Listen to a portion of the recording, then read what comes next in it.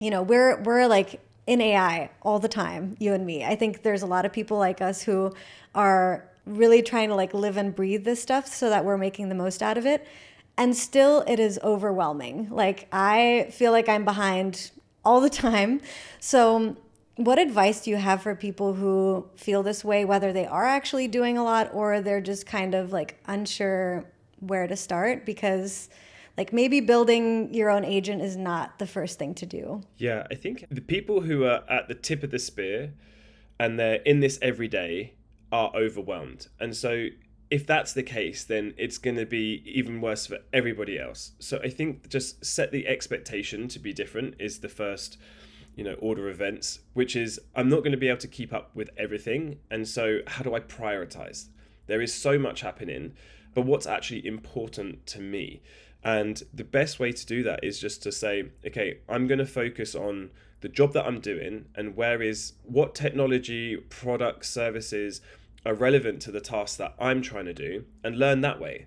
And then you will uncover new concepts, frameworks, products, tools, things like that in that journey. But at least that way you're always staying in the kind of zone of relevance to what you're doing.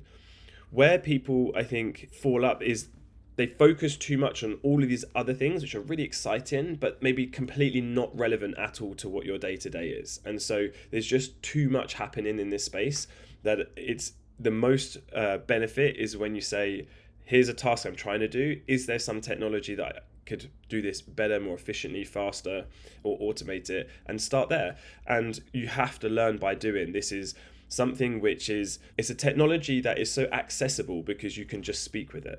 So it's really easy to get started and start pushing the boundaries. And, people might get intimidated when they first start using ChatGPT and be like, I don't know how it works. Well, just ask it questions, see where it falls apart. Okay, it responded in this weird way. Does that mean it doesn't have this context about me? Okay, does it know who I am? Does it have access to the internet? Let me ask this question that, and you kind of just push the boundaries bit by bit, and then you expand your kind of zone of genius in that area. And that is the only way I think that you can do this without being overwhelmed, is just staying on things that are relevant to you.